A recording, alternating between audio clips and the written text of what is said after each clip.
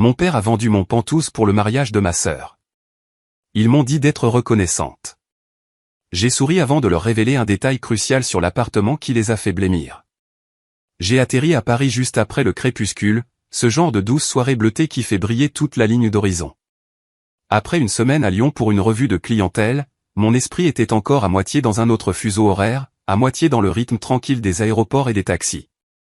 J'avais 32 ans, portant le poids du travail d'un trimestre entier sur mes épaules, mais il y avait quelque chose de réconfortant à remonter la rue familière vers la maison de mes parents à Saint-Germain-en-Laye. Je me suis dit que ce serait une simple visite. Un rapide bonjour, peut-être un dîner tardif, puis retour à mon propre appartement pour me remettre du décalage horaire. J'aurais dû m'en douter. Ma famille ne faisait jamais dans la simplicité. Au moment où j'ai franchi la porte, j'ai senti quelque chose d'étrange dans l'air. Maman s'est précipitée vers moi avec ce grand sourire étiré qui n'atteignait pas ses yeux, le genre qu'elle utilisait chaque fois qu'elle gardait un secret qu'elle pensait que je pourrais gâcher. Papa se tenait derrière elle, joyeux d'une manière qui semblait mise en scène. Et Manon, ma sœur cadette, était assise sur le canapé, son téléphone à la main et le menton juste assez relevé pour faire comprendre qu'elle s'attendait à ce que je l'admire pour des raisons inconnues. Pendant une seconde, je me suis demandé si j'étais entré dans la célébration de quelqu'un d'autre. Peut-être avait-il de bonnes nouvelles. Peut-être qu'après tant d'années à être la personne fiable, je pouvais simplement arriver comme une fille normale et non comme la personne qui résout les problèmes de la famille. Mais la maison était trop propre. Trop silencieuse. Trop répétée. Mon estomac s'est noué comme il le faisait toujours autour d'eux, comme si mon corps se souvenait bien avant que mon esprit ne rattrape son retard. J'ai posé mon sac de voyage et j'ai observé la scène, attendant que quelqu'un m'explique pourquoi il se tenait en formation comme un comité d'accueil qui avait répété devant le miroir. J'étais encore en train d'enlever mon manteau quand l'idée m'a traversé l'esprit, et peut-être pouvez-vous comprendre ces moments où l'intuition s'enroule dans votre poitrine avant que quoi que ce soit ne soit dit à voix haute. Avant d'aller plus loin, je veux vous demander quelque chose. Que faites-vous en ce moment en écoutant mon histoire? Êtes-vous en train de rentrer chez vous en voiture, de boire un thé, ou de vous préparer pour la nuit? Je demande parce que je me souviens exactement de ce que je faisais quand tout a basculé pour moi. Je posais ma valise près des escaliers, époussetant une peluche de ma manche, croyant que je venais juste de rentrer pour me reposer. Et à ce moment précis, toute ma vie s'est fissurée. Manon s'est adossée au coussin, avec un sourire narquois comme si elle attendait ma réaction à quelque chose qu'elle n'avait pas encore annoncé. Maman a joint ses mains comme si elle s'apprêtait à présenter une publicité de Noël. Papa s'est éclairci la gorge avec ce ton joyeux qu'il n'utilisait que lorsqu'il savait qu'il allait me contrarier et espérait qu'un faux optimisme adoucirait le choc. J'ai demandé comment ça allait à la maison, comment allait la maison, comment il se sentait. Ce n'était que de la petite conversation, à peine plus qu'une habitude. Papa m'a interrompu avant que je puisse finir ma phrase. Tout est merveilleux, ma chérie.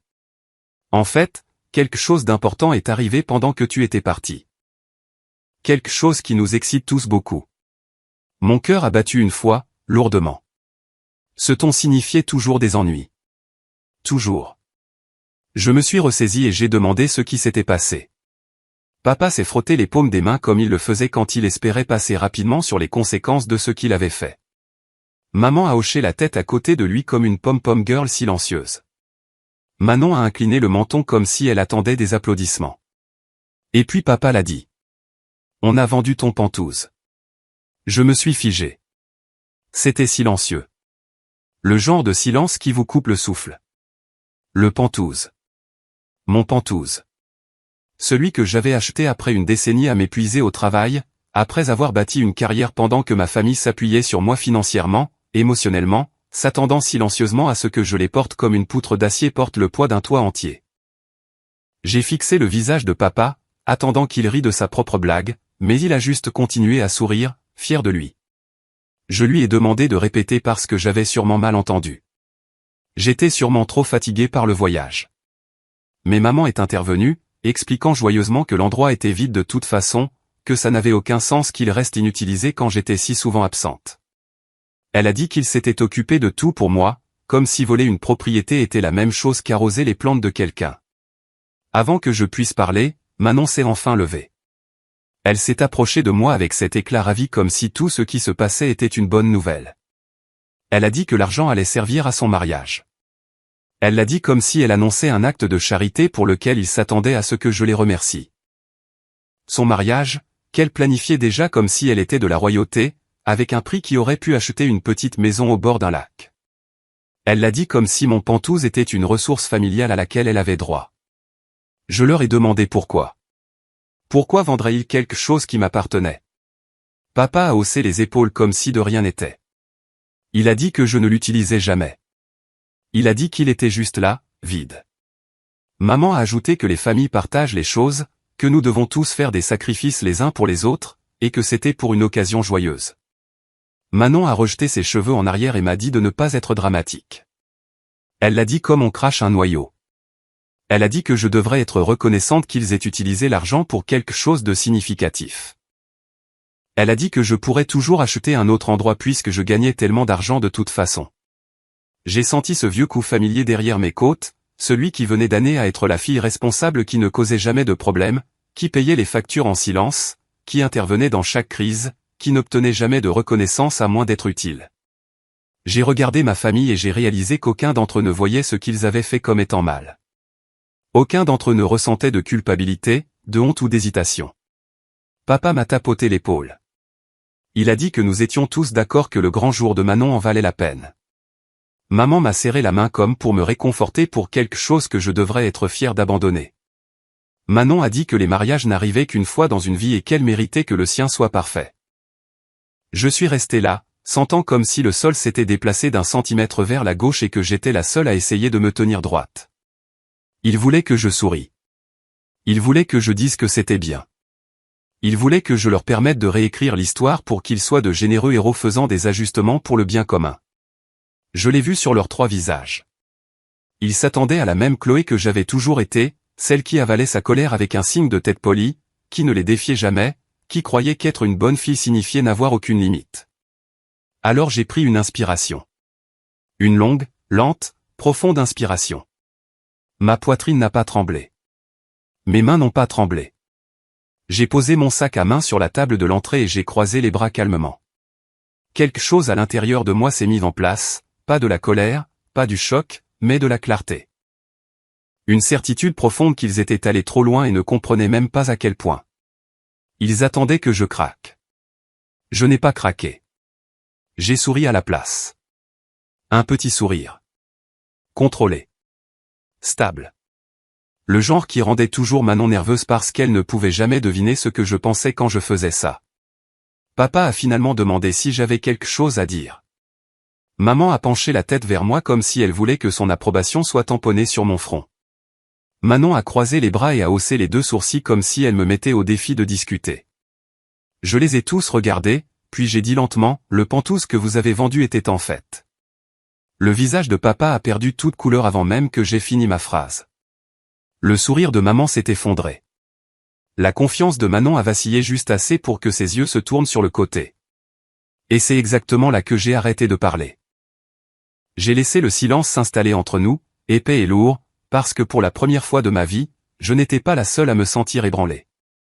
Je les ai regardés s'agiter, mal à l'aise, sentant enfin que quelque chose avait échappé à leur contrôle. Le moment est resté suspendu, juste avant que tout ce qu'ils pensaient comprendre ne commence à s'effilocher. J'ai soutenu leur regard, toujours souriante, et j'ai laissé le poids de ce que je n'avais pas encore révélé planer dans la pièce comme un nuage d'orage prenant de la vitesse. Puis la pièce est devenue silencieuse, absolument silencieuse, et j'ai su que le premier chapitre de cette histoire venait de se terminer. Je suis sorti de la maison de mes parents avec leur silence encore accroché à moi. Je n'ai pas claqué la porte ni élevé la voix. J'ai simplement marché dans la nuit fraîche de Saint-Germain-en-Laye et j'ai laissé l'air dissiper le brouillard de ce qui venait de se passer. Ils avaient vendu mon Pantouse pendant que j'étais à Lyon, et pendant un instant sur ce porche, j'ai eu l'impression d'avoir à nouveau 17 ans, réalisant que les règles dans notre famille n'avaient jamais été les mêmes pour moi que pour Manon. Le trajet jusqu'à Paris m'a semblé plus long que d'habitude. Les lumières de l'autoroute s'étalaient sur le pare-brise comme si le monde essayait de brouiller mes pensées pour moi, mais tout dans mon esprit était douloureusement net. Mon petit appartement temporaire était silencieux quand je suis entré, juste le faible bourdonnement du réfrigérateur et le léger cliquetis du chauffage qui se mettait en marche. J'ai laissé tomber ma valise près du mur et je me suis appuyé contre le comptoir, fixant le vide. Le décalage horaire aurait dû me frapper en premier, mais le choc a été plus rapide. Il l'avait vraiment fait. Pendant que je défendais un investissement majeur dans une salle de conseil de l'autre côté du monde, ma propre famille était entrée dans une agence immobilière et avait prétendu être moi. Ils avaient signé des documents avec mon nom, dépensé l'argent, puis m'avaient souri comme s'ils m'avaient annoncé une bonne nouvelle. Et Manon avait eu le culot de me dire de ne pas être dramatique. C'était si familier que ça en faisait mal. Ce sentiment dans ma poitrine, celui qui rendait la respiration difficile, n'était pas nouveau. Il appartenait à une autre vie, une autre version de moi qui avait passé des années à croire que je pouvais mériter l'équité si j'essayais juste assez fort. Grandir dans cette maison m'avait appris la vérité bien avant que je puisse la nommer. Il y avait 2 filles, mais une seule était protégée. Et ce n'était jamais moi. Je me souviens m'être tenu devant la chambre de Manon quand elle était petite, écoutant maman la consoler après la plus petite déception, lui assurant qu'elle était spéciale, délicate, méritante. Pendant ce temps, si je ramenais quelque chose de moins que parfait, papa me parlait de responsabilité, de comment être l'aîné signifiait que je devais donner l'exemple. Manon obtenait de la grâce même quand elle faisait des erreurs. J'avais des attentes même quand je réussissais. Ça a continué comme ça. Elle voulait un stage de danse, et elle l'a eu. Je voulais un programme de sciences, il a disparu du budget sans explication. Quand elle oubliait ses devoirs, quelqu'un passait des coups de fil en son nom. Quand j'oubliais quelque chose, papa me disait que les excuses ruineraient mon avenir. Manon était la fragile. J'étais la forte. C'était le scénario, et il était gravé si profondément qu'il est devenu le rythme de notre famille. Au lycée, c'est moi qui tenais les comptes, qui remplissais les formulaires, qui m'assurait que les choses se passaient bien quand papa égarait à nouveau quelque chose d'important. Manon vivait comme si le monde allait se réarranger pour la garder à l'aise. Dans notre maison, c'était souvent le cas. Quand j'ai obtenu cette bourse d'excellence pour HEC Paris, papa m'a félicité et a immédiatement souligné à quel point il était utile qu'il n'ait plus à s'inquiéter de mes frais de scolarité. Maman a dit que cela libérerait enfin de l'argent pour réparer le toit. Même ma plus grande réussite est devenue une commodité financière pour eux. J'ai eu 2 jobs pendant mes études, j'ai obtenu mon diplôme en accéléré et je me suis lancé dans la finance parce que les chiffres me semblaient sûrs. Prévisibles. Ils ne changeaient pas les attentes en fonction de qui avait besoin de plus d'attention. Chez Capital Perspective, j'ai appris à calculer les risques, à anticiper les pièges et à protéger les investissements. Ce à quoi je ne m'attendais pas, c'est que j'aurais éventuellement besoin de me protéger des personnes qui m'ont élevé. La situation de l'hypothèque a commencé modestement. Papa a mentionné un paiement manqué et a eu l'air embarrassé, alors je l'ai couvert. Puis un prêt auto. Puis une carte de crédit. Puis une autre. Ils disaient toujours que c'était temporaire.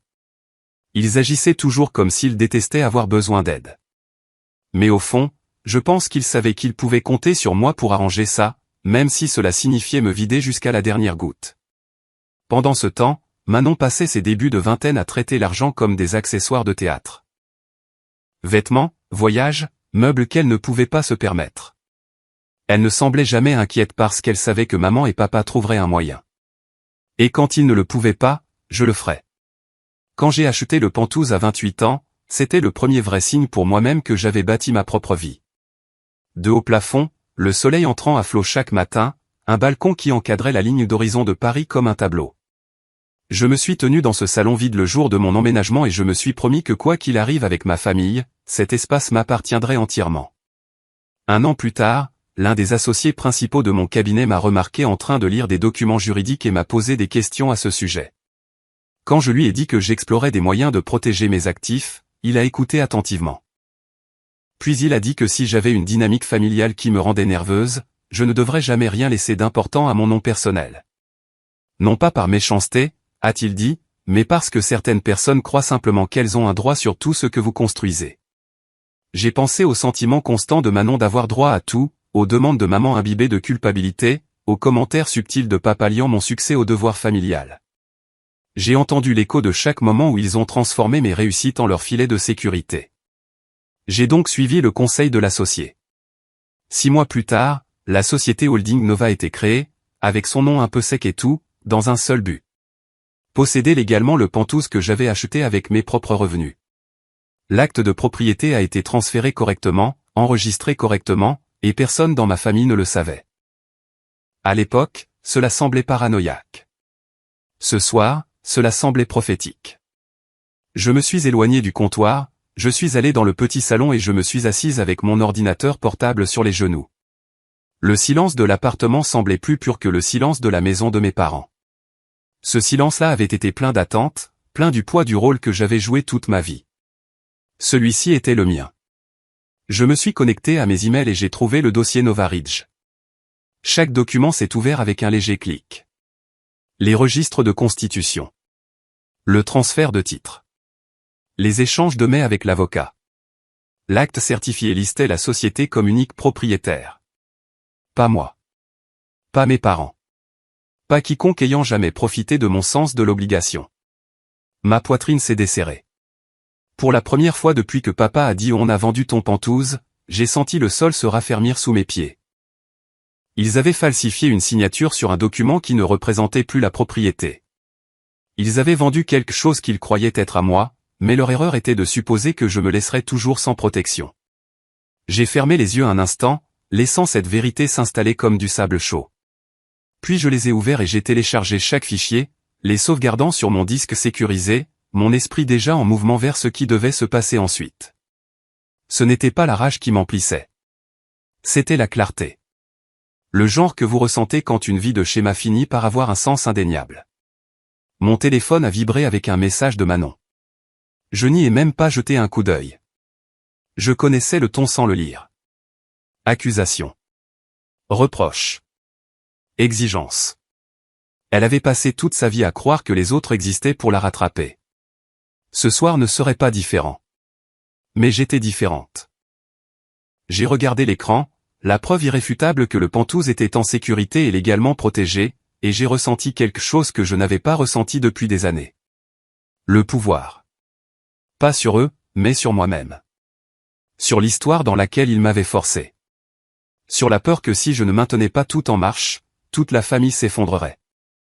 Je suis resté assise un moment de plus, laissant le bourdonnement du réfrigérateur remplir la pièce tandis qu'à l'extérieur les lumières de la ville clignotaient. J'ai pensé à la fille que j'étais, celle qui essayait toujours de mériter une reconnaissance qui n'est jamais venue, qui croyait que le sacrifice était le prix de l'amour. J'ai pensé à la facilité avec laquelle ils ont supposé qu'ils pouvaient me prendre quelque chose et à quel point ils ont été choqués quand je n'ai pas réagi comme ils s'y attendaient. Ce soir, il ne s'agissait pas de vengeance. Pas encore. Ce soir, il s'agissait de me souvenir de qui j'étais avant qu'ils ne me mettent tout ce poids sur les épaules. J'ai repris mon ordinateur portable et j'ai ouvert un document vierge. Je ne savais pas encore ce que j'allais devoir écrire. Peut-être une chronologie. Peut-être un plan. Peut-être un rappel à moi-même que j'en avais fini de jouer le rôle qu'il m'avait assigné. Avant de commencer à taper, j'ai regardé à travers l'appartement sombre et j'ai murmuré quelque chose que je n'avais jamais dit à voix haute auparavant. Plus jamais. La prochaine étape était claire. Tout ce que j'avais à faire, c'était de la franchir. Je me suis adossé au coussin, fixant le plafond de ce petit appartement parisien, et pour la première fois cette nuit-là, j'ai su exactement ce que je devais faire ensuite. Mon téléphone était encore chaud dans ma main. J'ai fait défiler jusqu'au nom de Lucas et j'ai appuyé sur appeler avant de pouvoir trop réfléchir. Il a décroché presque instantanément. Le son de sa voix a fait tomber mes épaules d'un centimètre, comme si mon corps se souvenait enfin de ce qu'était le soulagement. Je ne suis pas entré dans la conversation en douceur. Je lui ai tout dit. Je lui ai dit que je venais de rentrer de Lyon, que j'étais entré dans le salon de mes parents et que j'avais appris qu'ils avaient vendu ce qu'ils croyaient être mon Penthouse. Je lui ai parlé de la façon dont papa souriait comme s'il avait pris une décision financière brillante, de comment maman me rappelait que les familles font des sacrifices, de comment Manon souriait narquoisement comme si j'étais dramatique de ne pas applaudir son fonds de mariage de 250 000 €. Je lui ai dit que je croyais qu'ils avaient falsifié mon nom mais que la propriété n'était même pas à mon nom personnel. Le Penthouse appartenait à la société Holding Nova. J'ai entendu une chaise gratter de son côté de la ligne. Il m'a demandé de lui envoyer tous les documents que j'avais. J'ai transféré l'acte de propriété, les statuts de la SARL, les emails avec mon avocat de l'année où j'ai transféré la propriété. À chaque pièce jointe envoyée, un nœud dans mon estomac se desserrait. Il est resté silencieux pendant qu'il ouvrait tout. Les seuls sons étaient les clics doux de sa souris et le griffonnage de son stylo. Quand il a finalement parlé, sa voix était différente. Plus tranchante, plus délibérée. Il a dit que l'acte de propriété était en béton. Le transfert de la SARL avait été fait correctement. Légalement, personne dans ma famille n'avait l'autorité de vendre cette propriété. Il a dit que s'ils avaient signé quoi que ce soit en mon nom, nous avions affaire à une fraude. Pas un malentendu. Pas un désaccord familial. Une fraude. Le mot m'a frappé avec une étrange sorte de calme. Comme une confirmation de quelque chose que je savais déjà au plus profond de moi. Puis Lucas a demandé quelque chose qui m'a coupé le souffle. Est-ce que quelqu'un de ta famille a contacté le syndic de copropriété ou la gestion de l'immeuble récemment? Je lui ai dit que je n'avais rien entendu à ce sujet, mais connaissant papa, cela ne me surprendrait pas. Il avait toujours été audacieux quand il pensait que les règles ne s'appliquaient pas à lui. Lucas a dit qu'il devait passer un appel et m'a demandé de patienter. J'ai fait les 100 pas dans le salon, comptant mes pas par habitude. L'appartement semblait trop petit pour la taille du problème qui se présentait à moi. Après quelques minutes, il est revenu. Il a dit que le gérant du syndic se souvenait d'un appel de papa. Il avait demandé les documents de propriété, prétendant qu'il y avait eu un malentendu dans les registres. Le gérant a vérifié, a vu que la société Holding Nova était le propriétaire, et lui a dit que si une mise à jour était nécessaire, le représentant de la société devait la demander. Papa n'a jamais donné suite. Entendre cela m'a tordu l'estomac. Ce n'était pas une décision de dernière minute. Papa avait tâté le terrain, vérifié les vulnérabilités, essayé de voir jusqu'où il pouvait aller avant même que je sache que quelque chose n'allait pas. Je me suis de nouveau affalé sur le canapé. Lucas a demandé si j'étais toujours là. J'ai dit oui, bien que ma voix semble venir d'une autre pièce. Il m'a dit qu'il voulait vérifier une dernière chose. Un contact bancaire qui connaissait très bien ma famille. Renaud. Au moment où j'ai entendu son nom, des souvenirs de salutations chaleureuses à la banque de la cité ont afflué dans mon esprit. Quand j'étais jeune et que j'économisais pour mes études, il me traitait toujours comme si mes dépôts de 20 € comptaient. Plus tard, quand j'ai aidé mes parents à gérer des factures en retard, il me regardait toujours avec une sympathie silencieuse qu'il n'a jamais exprimée à voix haute. Lucas a dit que Renaud l'avait déjà contacté plus tôt pour une autre affaire, et qu'il avait laissé un message vocal il y a quelques minutes. Lucas m'a dit de le vérifier. J'ai joué le message sur haut-parleur. La voix de Renaud était stable, mais il y avait quelque chose de tendu. Il a dit qu'il ne pouvait pas partager les détails du compte, mais qu'il voulait que je sois au courant que le produit de la vente du Penthouse avait été signalé. La transaction n'était pas entièrement validée. Il y avait des incohérences avec les informations du vendeur et le document d'autorisation fourni. En termes bancaires, cela signifiait une chose. Quelqu'un avait falsifié les papiers. Ma gorge s'est nouée. Mes parents avaient célébré une victoire qu'ils n'avaient jamais vraiment obtenue. Ils pensaient que l'argent était à eux. Ils le dépensaient déjà. Et pourtant, la banque se préparait à tout geler. Renaud a terminé en suggérant que je contacte un conseil juridique immédiatement. J'ai regardé autour de l'appartement sombre, les meubles bourdonnant faiblement avec le chauffage. Je ne ressentais plus le choc. Ce que je ressentais maintenant, c'était de la certitude.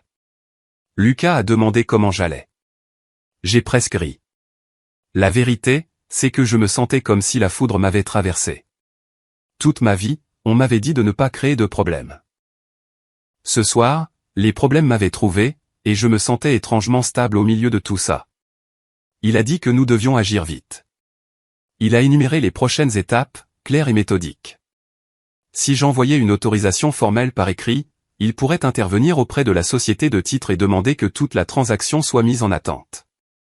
Il pourrait informer l'avocat de l'acheteur que le vendeur n'avait pas l'autorité légale. Et il pourrait déposer une injonction d'urgence dans le jour ou deux suivants pour geler entièrement les fonds. Puis il a ajouté que la meilleure partie était que rien de tout cela ne nécessitait de confrontation. Pas encore. Le processus légal seul arrêterait tout net. J'ai demandé combien de temps cela prendrait. Il a dit que d'ici 24 à 48 heures, les comptes liés à la vente seraient gelés. Papa, maman et Manon ne pourraient pas accéder à un seul euro. Ma poitrine s'est soulevée dans une lente et lourde inspiration. L'idée de les voir debout à un guichet de banque, confus et effrayés, a fait quelque chose s'installer en moi. Pas de la joie. Pas de la vengeance. Juste de l'équilibre. Le ton de Lucas s'est adouci alors.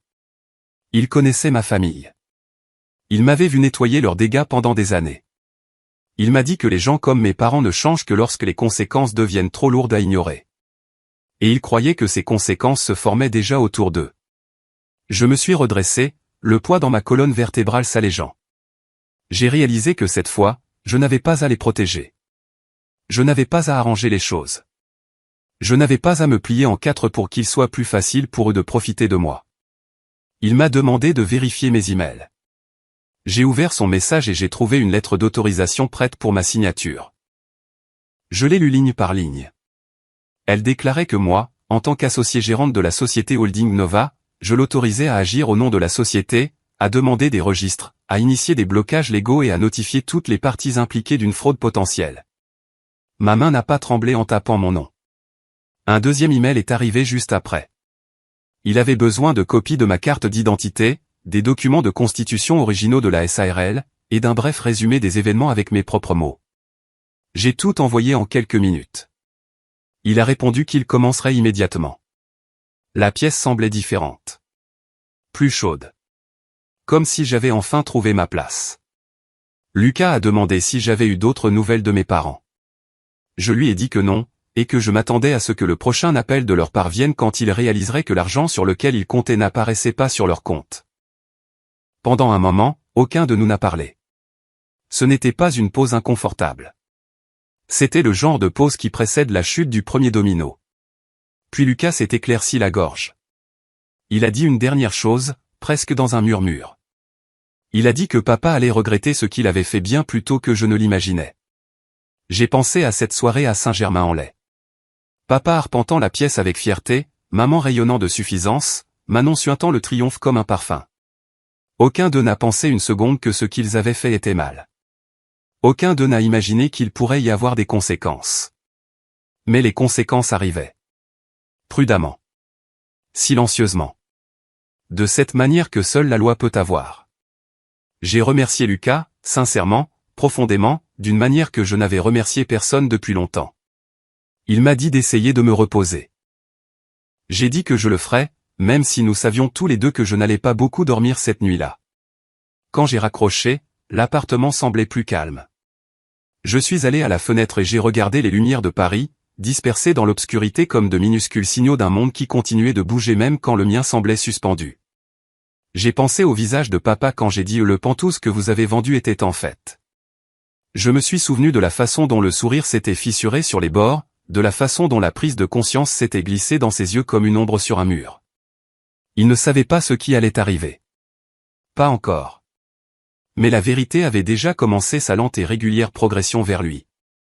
Je me suis rassise sur le canapé, j'ai rapproché mon ordinateur portable et j'ai ouvert le lecteur sécurisé où je stockais tous les documents de Nova. J'ai regardé chaque fichier à nouveau, non pas parce que j'en avais besoin, mais parce que je voulais sentir le poids de ma propre préparation. Le transfert de propriété. Les signatures notariées. Les journaux numériques.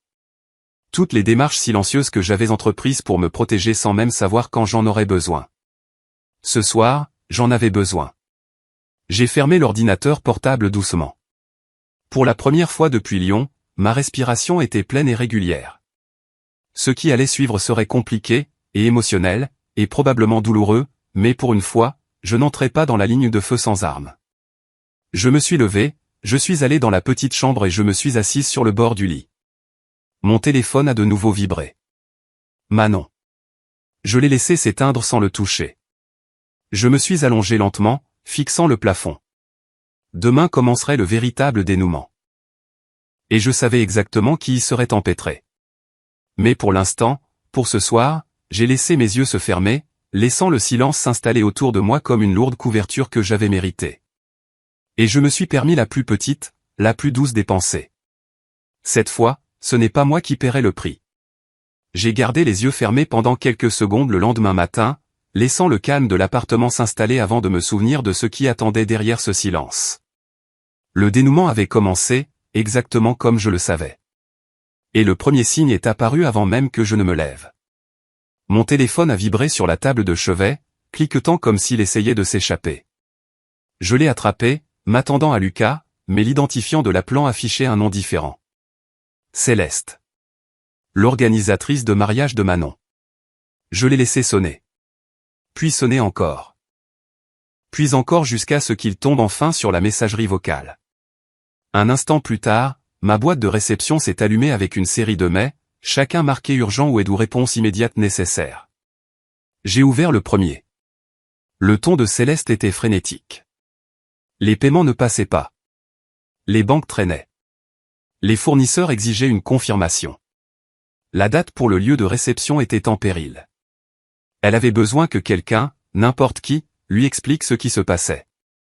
J'ai écrit une seule ligne. Veuillez contacter directement ma sœur, Manon. Puis j'ai fermé l'ordinateur portable. Mon téléphone a vibré avec un texto. Chloé, quelque chose ne va pas avec le compte que ton père a dit être approvisionné. La banque dit que la transaction est en cours d'examen. Les fournisseurs m'appellent sans arrêt. Un autre texto est arrivé avant que j'aie fini de lire. Si je n'obtiens pas de réponse bientôt, ce mariage va s'effondrer. J'ai tapé la même réponse. Veuillez contacter directement ma sœur, Manon. La lumière du matin filtrait à travers les stores tandis que le téléphone continuait de vibrer derrière moi. J'ai versé un verre d'eau et j'ai bu lentement, laissant mon rythme cardiaque se calmer tandis que la panique de Céleste continuait de se déverser sur mon écran. Quelques minutes plus tard, un nom différent est apparu. Amélie. Tu vois ce qui se passe avec le mariage de ta sœur? Les gens dans les cercles de mariage en parlent déjà. Je lui ai demandé ce qu'elle entendait. Elle a répondu presque instantanément. Les fournisseurs disent que tous les paiements liés au mariage grand ont été refusés. Quelqu'un a chuchoté que ta famille a utilisé l'argent de la vente d'une propriété. Des rumeurs circulent selon lesquelles quelque chose à ce sujet semble louche. Si j'étais toi, je prendrais mes distances avant que les gens ne supposent que tu étais impliqué. Je l'ai remercié et j'ai reposé le téléphone. Les notifications continuaient d'arriver mais je ne les ai pas ouvertes. Je n'en avais pas besoin. Chaque ligne d'objet disait la même chose. Paiement échoué. Réservation en péril. Service suspendu. Ce mariage que Manon avait traité comme son couronnement personnel se fissurait à chaque couture. Et elle n'avait aucune idée que la ligne de faille passait directement sous ses propres pieds. Puis Céleste a de nouveau appelé. Je l'ai ignoré. Un message vocal est arrivé quelques secondes plus tard. Chloé, le lieu de réception dit que le chèque a été refusé. D'autres fournisseurs refusent de continuer tant que les fonds ne sont pas débloqués. Je suis complètement dans le flou ici. S'il y a quelque chose que je dois savoir, appelle-moi. Je n'arrive à joindre personne de ta famille. Sa voix tremblait. Le message suivant était pire. Tout est en train de s'effondrer. Si quelqu'un ne règle pas ça aujourd'hui, aucun de ces services ne sera encore disponible. J'ai écouté sans réaction. Lucas m'avait déjà prévenu que le gel frapperait vite. Et ma famille, dans son arrogance, avait probablement dépensé de l'argent avant même qu'il ne soit crédité. Ils avaient toujours supposé que les règles étaient des suggestions. Je suis allé à la fenêtre, regardant les gens dans la rue vaquer à leurs occupations ordinaires. Des chiens en laisse. Des voitures au ralenti au feu. Des enfants avec des sacs à dos se dirigeant vers l'école. La vie restait stable tandis que la fantaisie soigneusement entretenue de ma famille commençait à s'effondrer sur elle-même. Je ne voulais pas de vengeance. Je voulais la vérité. Et la vérité se frayait enfin un chemin à travers toutes les portes verrouillées qu'il pensait les protéger. Un autre numéro inconnu est apparu. J'ai ouvert le message. C'était le directeur du lieu de réception. Sauf réception du paiement dans les prochaines heures, nous devrons libérer la date. L'email était poli mais final. 2 autres ont suivi de la part d'autres fournisseurs. Même message. Pas de paiement, pas de service. Je me suis rassise sur le canapé, j'ai tiré la couverture sur mes genoux et j'ai laissé le téléphone vibrer à bout de souffle sur le coussin à côté de moi. Leur panique se déversait à travers chaque notification, montante, urgente, désespérée.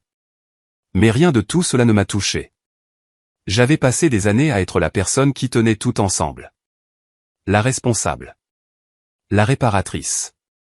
Le filet de sécurité. Mon silence me semblait maintenant comme la première profonde expiration après avoir retenu mon souffle pendant bien trop longtemps.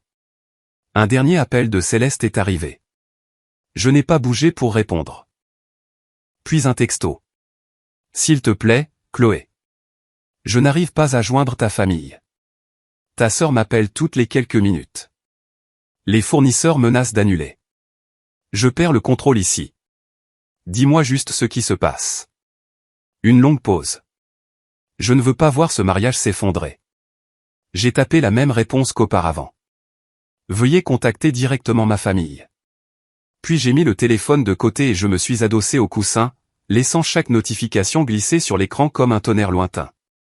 Chacune était un autre fil se détachant de la fantaisie que ma famille avait construite. Chacune était une vérité qu'ils avaient choisi de ne pas affronter. Et j'ai attendu, calme et stable, sachant que ce n'était que le début de la tempête qu'ils avaient créée de leurs propres mains. Je regardais les derniers messages frénétiques de Céleste s'estomper de l'écran de mon téléphone, l'appartement enfin redevenu silencieux, quand la vague de chaos suivante a commencé à déferler. Ça a commencé avec une alerte de messagerie vocale. Puis une autre. Puis 3 autres en succession rapide. J'ai attrapé le téléphone, m'attendant à d'autres fournisseurs, mais le nom qui clignotait sur l'écran m'a fait marquer une pause. Renaud. Je n'avais pas entendu sa voix depuis des années. C'était le conseiller de crédit qui s'occupait des comptes de mes parents à la banque de la cité avant de prendre sa retraite. Il m'avait toujours traité avec gentillesse quand j'étais plus jeune, s'efforçant toujours d'expliquer des choses que papa ne voulait pas voir expliquées. L'idée qu'il m'appelle maintenant m'a envoyé un étrange frisson dans le dos. J'ai appuyé sur lecture. Chloé, c'est Renaud. J'espère que tu te souviens de moi. Je t'appelle parce qu'il s'est passé quelque chose que je pense que tu dois savoir. La transaction sur la vente de la propriété a été signalée pour irrégularité. La banque a gelé tous les fonds qui y sont associés. Je ne peux pas entrer dans les détails sur messagerie vocale, mais c'est sérieux. S'il te plaît, rappelle-moi. Il a terminé avec un soupir qui semblait assez lourd pour porter le poids de toute la situation. J'ai posé le téléphone sur la table mais je n'ai pas rappelé. Pas encore. L'appel suivant est arrivé immédiatement. Papa. Je l'ai laissé sonner jusqu'à ce qu'il tombe sur la messagerie. Puis maman. Puis Manon. L'un après l'autre, implacable, les notifications s'empilant sur mon écran comme des dominos qui tombent. J'ai retourné le téléphone face contre table et je suis allé dans la cuisine, mais même de l'autre côté de la pièce, je pouvais entendre la vibration cliqueter contre le comptoir. Quand je l'ai finalement repris, il y avait 6 nouveaux messages vocaux. J'ai cliqué sur le plus récent. La voix de papa a éclaté, aiguë et frénétique. Chloé, qu'est-ce qui se passe? On vient de quitter la banque et ils ont dit que l'argent de la vente du Pentouse est en cours d'examen. Ils l'ont gelé. Ils l'ont vraiment gelé. Ta mère est en larmes. Manon perd la tête à propos de son rendez-vous pour sa robe. Rappelle-moi tout de suite. C'est ridicule. Quelqu'un doit arranger ça. Le message s'est coupé brusquement, comme s'il était à bout de souffle. Je n'ai pas bronché. Je l'ai juste réécouté une fois, lentement. Je l'ai. Plus vite que je ne l'avais prévu. Un autre message vocal est arrivé. Papa encore. Chloé, le directeur de la banque a dit quelque chose à propos de divergence de signature. Il nous accuse de fraude. De fraude. Tu comprends ce que ça veut dire? Ils ne débloqueront pas un centime. Tu dois les appeler. Tu dois leur dire que c'est un malentendu. Nous sommes une famille. S'il te plaît, rappelle-moi. Sa voix s'est brisée sur la dernière phrase, mais je n'ai rien ressenti. Pas de culpabilité. Pas de peur. Juste une certitude profonde et calme que c'était le moment où tout commençait à s'effondrer sur lui. Puis maman a laissé un message. Ma chérie, on a besoin de ton aide. La banque dit que la vente est signalée. Ils refusent de nous laisser retirer quoi que ce soit. On a essayé 2 autres banques et elles ont dit la même chose. Appelle-les, ma chérie. Dis-leur que tout va bien. Tu peux régler ça en 2 secondes. Tu arranges toujours les choses pour nous. Toujours arranger les choses. C'était reparti. Le même rôle qu'ils croyaient que je leur devais. La même supposition que j'existais pour résoudre tout ce qu'ils cassaient. J'ai laissé son message sans réponse. À midi, mon téléphone avait l'air de briller. Plus de 20 appels manqués. Près de 15 messages vocaux. Texto après texto s'empilait sur l'écran de verrouillage.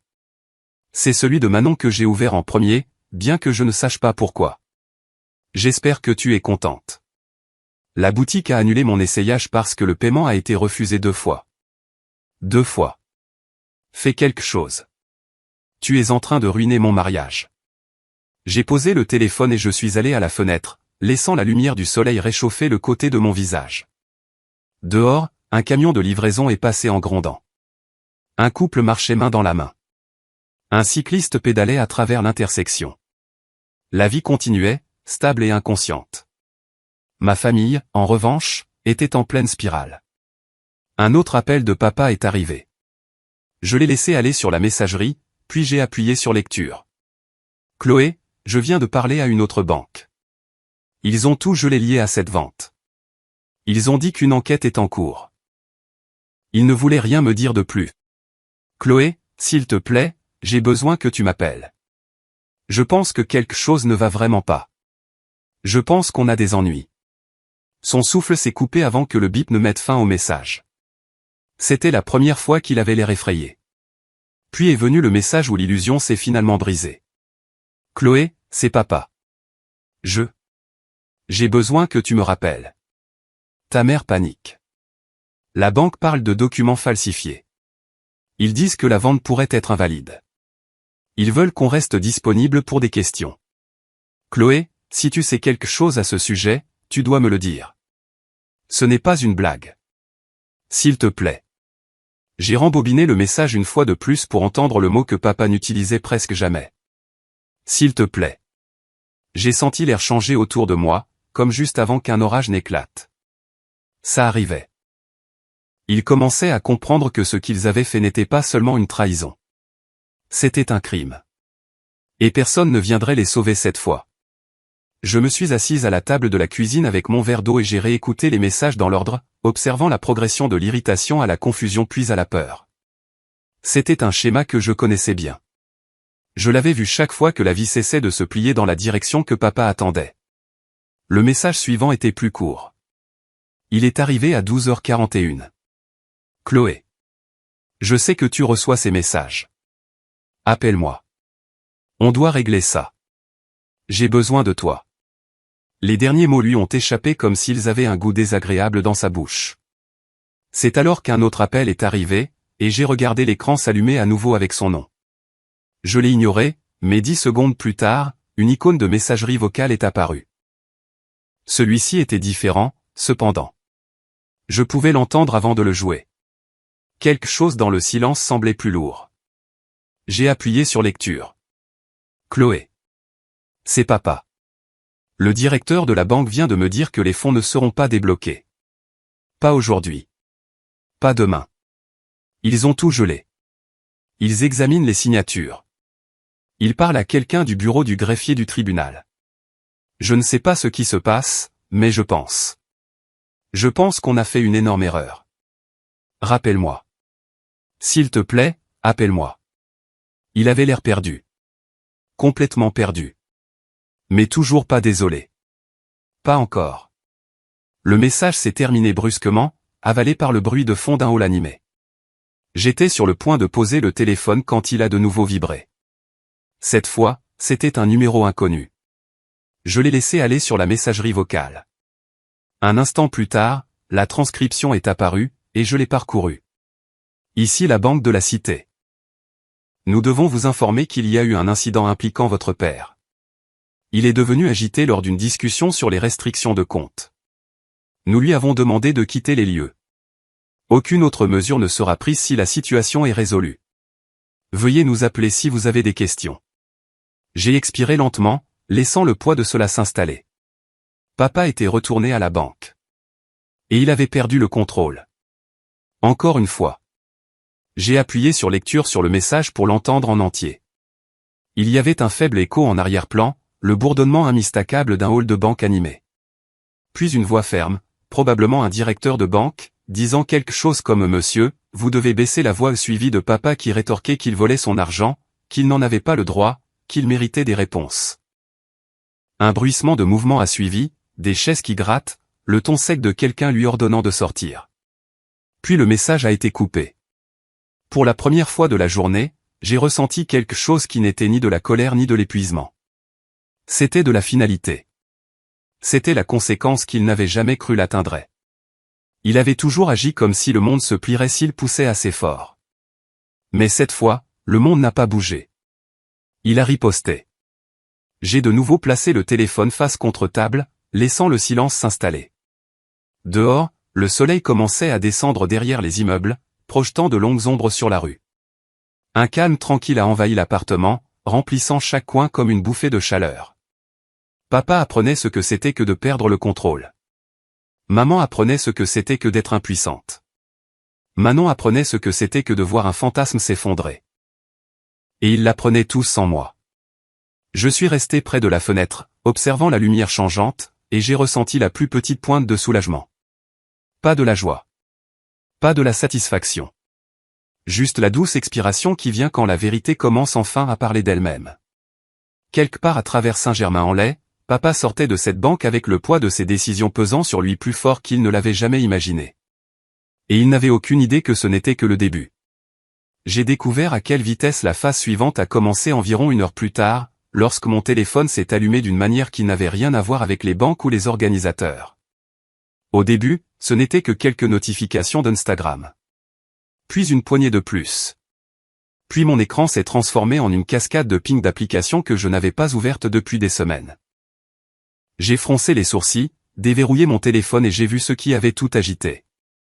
Manon. Elle avait posté une longue série de stories en larmes et m'avait tagué dans la toute première diapositive. J'ai appuyé pour l'ouvrir. Elle était là, assise dans sa chambre d'enfant chez mes parents, le mascara juste assez bavé pour avoir l'air tragique, un éclairage doux la faisant ressembler à l'héroïne au cœur brisé d'un film à petit budget. Sur l'écran, elle avait écrit une légende en grosses lettres dramatiques. Parfois, les personnes que vous vous attendez à voir vous soutenir sont celles qui détruisent tout. En plus petit texte en dessous, elle avait tagué mon compte. Je n'avais pas besoin d'entendre le son pour savoir ce qu'elle disait, mais la curiosité l'a emporté. J'ai augmenté le volume. Elle parlait de comment elle avait rêvé de son mariage toute sa vie. Comment elle avait planifié chaque détail depuis son adolescence.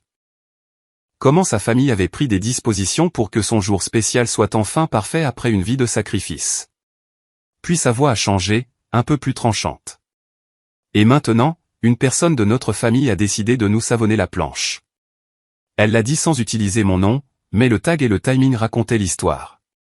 Elle a parlé de banque gelant des comptes. Elle a mentionné un mystérieux problème juridique. Et elle a insinué sombrement que quelqu'un était intervenu par jalousie et par besoin de contrôle. J'ai regardé 3 diapositives, puis j'ai éteint. Mes messages étaient déjà remplis de réactions. Certaines venaient de personnes que je me souvenais à peine du lycée. D'autres étaient des dames de l'église que ma mère voyait encore pour le café. D'autres encore étaient des cousins que je ne voyais que pour les fêtes. Le schéma était le même. Chloé, qu'est-ce qui se passe? Manon est dévastée. Il doit y avoir un malentendu. Je suis sûr que tu as tes raisons, mais essaie peut-être de ne pas gâcher le grand jour de ta petite sœur. La vie est courte. Les mariages comptent. Ne sois pas égoïste. J'ai fixé l'un d'eux, un long paragraphe d'une ancienne voisine qui avait toujours favorisé Manon. Elle écrivait qu'il y avait de meilleures façons de gérer les désaccords familiaux que d'utiliser des avocats et des banques. Puis elle a terminé par une ligne qui a atterri comme un coup familier. Tu as toujours été si forte et si brillante. Laisse tomber. Ta famille a besoin que tu sois la plus grande personne. C'était ça. Encore une fois. L'attente que ma force existe pour amortir les mauvaises décisions de tout le monde. Une autre notification est apparue de la meilleure amie de ma mère, Lydie. Je ne sais pas de quoi parle Manon, mais ta mère est hors d'elle. Elle dit que tu les punis. Sois gentille, ma chérie. Les parents font des erreurs. Les parents font des erreurs. Une si jolie petite phrase pour couvrir la falsification et la fraude. J'ai posé le téléphone, je suis allé à l'évier et j'ai fait couler l'eau, laissant le bruit de l'eau couvrir le bourdonnement. Je me suis aspergé le visage, j'ai pris une lente inspiration et je me suis séché avec un torchon. Quand je suis revenu, il y avait 3 appels manqués de maman. J'ai appuyé sur lecture sur le plus récent message vocal. Chloé, c'est ta mère. Je ne sais pas pourquoi tu nous fais ça. Sa voix tremblait déjà. Ta sœur est en morceaux. Ton père n'a pas mangé de la journée. Toute la ville parle de nous. Les gens m'appellent pour me demander ce qui se passe avec le mariage, la maison et la banque. Tu dois arrêter ça. Tu es cruel. J'ai appuyé ma hanche contre la table et j'ai continué à écouter. Nous sommes ta famille. Nous avons fait ce que nous pensions être le mieux. Tu gèles l'argent comme ça, en impliquant des avocats, en nous faisant passer pour des criminels. Son souffle s'est coupé. Je ne t'ai pas élevé pour être aussi dur. J'ai presque ri à ça. Dur. C'était le mot qu'elle avait choisi. Elle a continué. Tu as toujours eu tellement de choses. Le succès, les voyages, le Penthouse. Tu n'as jamais manqué de rien. C'était une chose que ta sœur demandait. Une seule. Et maintenant, tu es en train de la détruire. S'il te plaît, Chloé. Je t'en supplie. Appelle la banque. Règle ça. Fais preuve de pitié. Le message s'est terminé par un reniflement sec, comme si elle avait raccroché au milieu d'un sanglot exprès, espérant que le son toucherait quelque chose en moi. Ça a touché quelque chose, c'est sûr. Juste pas ce qu'elle voulait. Mon téléphone a de nouveau vibré. Cette fois, c'était un texto d'un vieil ami de la famille. Je ne sais pas ce qui est vrai ou non, mais tes parents ont l'air brisés. Peut-être ne laisse pas l'orgueil te faire quelque chose que tu regretteras. J'ai éteint l'écran et j'ai laissé l'obscurité me regarder en retour. Ils étaient en train de paniquer. Vraiment. S'ils ne pouvaient pas obtenir l'argent, ils allaient au moins essayer de corriger le récit. Me transformer en méchante aux yeux de tous avant que la vérité juridique ne les rattrape. Une bannière de notification a glissé sur mon écran. Un nouveau message vocal. Numéro différent. Lucas. J'ai appuyé sur lecture. Salut, c'est moi. Juste pour te prévenir. Ton père a réussi à obtenir le numéro de mon bureau et a laissé 3 messages me demandant de le rappeler. Il veut parler d'un compromis. Je te tiendrai au courant quand tu seras libre, mais ne t'inquiète pas. Je ne l'ai pas appelé. Ma poitrine s'est serrée puis s'est détendue. Bien sûr que papa s'en prendrait à la seule personne qu'il savait se tenir entre lui et sa version du contrôle. Quelques minutes plus tard, Lucas a de nouveau appelé en direct. J'ai répondu à la première sonnerie. Il n'a pas pris la peine de bavarder. Ton père a été occupé, a-t-il dit. Il a laissé un message à ma réceptionniste disant qu'il voulait venir parler d'homme à homme. Il a dit qu'il était sûr que nous pourrions trouver un arrangement si j'écoutais simplement sa version des faits. Il a aussi dit que tu es émotive et dramatique. Je suis resté silencieuse une seconde, me pinçant les lèvres. Qu'est-ce que tu lui as dit? Ai-je demandé. La voix de Lucas était froide. Je lui ai dit que je représente la société Holding Nova et que toute communication concernant la propriété ou les fonds gelés doit passer par les canaux formels. Je lui ai aussi dit que toi, en tant qu'associée gérante, tu m'as demandé de ne pas engager de négociations privées et qu'il devrait consulter son propre avocat. Je pouvais presque imaginer l'expression sur le visage de papa quand il a entendu ça. Ce mélange d'offense et d'incrédulité chaque fois que quelqu'un lui disait non. Lucas a continué. Il n'a pas aimé cette réponse, Chloé. Il a essayé d'insister. Il a dit des choses comme on peut sûrement garder ça en famille, pas besoin d'impliquer les tribunaux. Il a laissé entendre qu'il pourrait te convaincre de changer d'avis si je lui expliquais simplement à quel point ta mère est stressée. J'ai répété la même chose à chaque fois. Je ne suis pas son avocat. Je suis le tien. Et je ne suis pas là pour le faire se sentir mieux. Une chaleur s'est répandue dans ma poitrine, qui n'avait rien à voir avec la vengeance et tout à voir avec le fait d'être vu. Merci, ai-je dit doucement. Il a expiré. Il y a plus. J'ai reçu une déclaration écrite du gérant du syndic. C'est pire que ce que je pensais. Je me suis redressé. Qu'est-ce qu'il y avait dedans? Lucas a brassé des papiers de son côté, le faible son d'une page contourne. Ton père n'a pas appelé qu'une seule fois. Il a appelé 3 fois en l'espace de 2 semaines. La première fois, il a prétendu qu'il devait vérifier que l'unité était toujours à ton nom pour des raisons d'assurance. Le gérant lui a dit qu'elle appartenait à la société Holding Nova et que toute information au-delà de ça devait être adressée au contact de l'entreprise enregistrée. La deuxième fois, il a demandé si une procuration mise à jour pouvait être utilisée pour signer en ton nom sur des documents liés à la propriété. Le gérant lui a dit, encore une fois, que seul un représentant autorisé de Nova pouvait signer. La voix de Lucas a baissé. La troisième fois, il est venu en personne. J'ai agrippé le bord de la table. En personne. Oui. Il s'est présenté sans rendez-vous et a essayé de suggérer qu'il y avait des erreurs dans les registres de propriété. Le gérant a écrit qu'il insistait sur le fait que le Penthouse était censé être un bien familial, pas une holding d'entreprise, et qu'il semblait irrité quand on lui a dit que rien ne pouvait être changé sans ta signature en tant qu'associé gérante de la société. Le gérant a signalé les interactions comme étant préoccupantes et a ajouté une note au dossier, au cas où quelque chose se présenterait plus tard. J'ai laissé cela s'installer. Il ne s'agissait jamais d'une erreur de dernière minute ou d'une panique soudaine. Papa avait préparé le terrain, essayé des portes, testé des serrures. Il n'avait tout simplement pas réalisé qu'il secouait la mauvaise poignée depuis le début. Lucas a continué. Tout cela est maintenant par écrit. Ça montre une claire intention. Il savait qu'il n'avait pas l'autorité, et il a quand même essayé de trouver un moyen de contourner cela. Ma mâchoire s'est crispée. Et maintenant, ils agissent tous comme si c'était juste moi qui étais difficile. La pression sociale est l'outil le plus facile qu'ils aient, a dit Lucas calmement. Ils ne peuvent pas te combattre légalement, alors ils s'attaquent à ta réputation. Te faire paraître froide. Dramatique. Ingrate. C'est une très vieille tactique. J'ai pensé aux stories de Manon. Aux messages de maman. Aux textos me traitant d'égoïste. Tout cela s'alignait avec le même scénario qu'on m'avait servi toute ma vie. La voix de Lucas s'est adoucie d'un cran. Je veux que tu te souviennes de quelque chose, Chloé. Tu n'as pas fait ça. Tu as réagi à ça. J'ai avalé ma salive pour faire passer la boule dans ma gorge.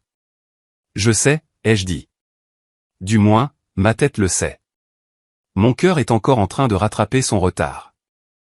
Il y a eu une pause, le genre de pause où deux personnes laissent la vérité s'installer entre elles sans essayer de la décorer. Puis il s'est éclairci la gorge. Très bien. Dernière mise à jour pour l'instant.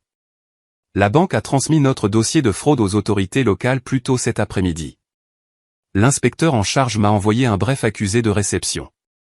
Leur brigade financière a officiellement commencé à examiner le dossier. Je suis resté très immobile.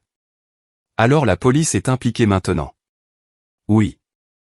La réponse de Lucas était simple, mais elle portait un poids tout à fait particulier. Ce n'est plus seulement entre ta famille et une banque. C'est une affaire criminelle en cours d'examen. J'ai fixé la traînée de lumière de fin d'après-midi qui coupait le sol, les grains de poussière dérivant paresseusement à travers elle. Quelque part à Saint-Germain-en-Laye, papa et maman racontaient encore à quiconque voulait bien l'entendre que ce n'était qu'un drame familial qui avait mal tourné. Que c'était de ma faute. Que c'était moi qui brisais la famille. Mais dans un bureau silencieux, un inspecteur lisait des documents sans attachement émotionnel, sans loyauté, sans histoire. Juste des faits. J'ai laissé échapper une lente respiration que je n'avais pas réalisé que je retenais. D'accord, ai-je dit. Tiens-moi au courant. Je le ferai, a répondu Lucas. Essaie de te reposer si tu peux. Les choses vont bouger rapidement à partir de maintenant. Après avoir raccroché, je suis resté assis seul dans le silence de mon appartement, le téléphone toujours à la main, l'écho de ces derniers mots flottant dans l'air. Les choses bougeaient rapidement maintenant. Et pour la première fois de ma vie, la direction dans laquelle elle bougeait ne tournait pas autour de la protection de ma famille contre elle-même. Je suis resté sur le canapé longtemps après le dernier message de Lucas, laissant le calme s'installer autour de moi, quand un coup ferme a retenti à la porte. C'était le genre de coup qui portait une intention, pas de l'impatience. J'ai posé mon téléphone, je me suis levé et j'ai ouvert la porte. Un homme en costume bleu marine s'est présenté d'un léger signe de tête. Bon après-midi, mademoiselle. Je suis l'inspecteur Olivier Erard de la brigade financière. Je crois que vous avez été informé que nous pourrions avoir besoin de vous parler. J'ai reculé pour qu'il puisse entrer. Sa présence a rempli la pièce sans être intrusive. Il est resté immobile un moment, observant l'espace comme le font les enquêteurs, non pas en jugeant, mais simplement en observant. Il a attendu que je m'assoie avant de prendre la chaise en face de moi. Il a posé un mince dossier sur la table basse. Merci de me recevoir. Je sais que ce n'est pas une situation agréable. Mes mains reposaient sur mes genoux, paumes ouvertes, stables. Je comprends. De quoi avez-vous besoin? Il a ouvert le dossier, révélant des formulaires imprimés, des copies de l'acte de propriété et une liste de documents requis. Pour commencer, je dois confirmer des informations concernant la société Holding Nova. Spécifiquement, les documents de propriété, les statuts de la société et tout transfert lié à l'unité de Pentouze. J'ai attrapé le dossier que j'avais préparé la veille. Tout était classé, étiqueté et organisé. Des années dans la finance m'avaient transformé en quelqu'un qui se préparait aux tempêtes avant même que les nuages n'apparaissent. Je lui ai glissé le dossier. Ce sont les originaux et les copies certifiées conformes. Vous y trouverez les signatures notariées, les documents de constitution de la SARL et l'acte de transfert de propriété de mon nom personnel à la société Holding Nova. Il l'a ouvert et a parcouru les premières pages. Ses sourcils se sont légèrement levés. C'est très complet. Une respiration silencieuse m'a échappé. J'ai déjà dû protéger mes actifs de ma famille. J'ai appris à la dure. Il a hoché la tête, comme si ce morceau de contexte alignait quelques pièces du puzzle dans son esprit. Nous aurons également besoin de toute preuve soutenant l'affirmation que votre signature a été falsifiée lors du processus de vente. Vous avez mentionné dans votre email que la signature sur le contrat de vente ne correspondait pas à la vôtre. J'ai pris une autre enveloppe et je la lui ai tendue. Voici des échantillons de mes signatures authentifiées provenant de mon employeur, de mes précédents documents hypothécaires et de mon passeport. Et voici la signature du contrat qu'ils ont utilisé. Vous pouvez voir la différence sans grossissement. Il a tenu les pages côte à côte, étudiant les traits d'encre. Même de loin, on pouvait voir les incohérences évidentes. La courbe fausse du G. L'espacement inégal. Le M incliné qui ne correspondait au mien dans aucun univers. Il a levé les yeux lentement. Je suis d'accord. Celles-ci ne correspondent pas. Il n'y avait aucune satisfaction à entendre cela. Juste une douce douleur, le genre qui vient quand quelqu'un confirme enfin une vérité que vous n'avez jamais voulu être vraie. L'inspecteur Erard a continué à prendre des notes. Et pour confirmer, vous étiez à Lyon au moment de la prétendue signature, c'est exact. Oui. Non seulement cela, mais j'ai la documentation de mon itinéraire et des horodatages numériques de quand j'ai reçu des comptes rendus de réunions à l'étranger. Je peux les imprimer si nécessaire. Il a hoché la tête avec approbation. Nous en prendrons des copies. Chaque détail aide. Pendant plusieurs minutes, il a posé des questions. Précises, stables, neutres. J'ai répondu à toutes calmement, mais de temps en temps, un petit nœud se serrait dans ma poitrine. Parler du Penthouse me faisait me souvenir de la paix que cet espace m'avait apporté. Combien d'années j'avais travaillé et sacrifié pour le mériter. Et avec quelle facilité ma famille avait décidé qu'il leur appartenait. Après avoir terminé la liste, il a fermé son carnet. Merci, mademoiselle.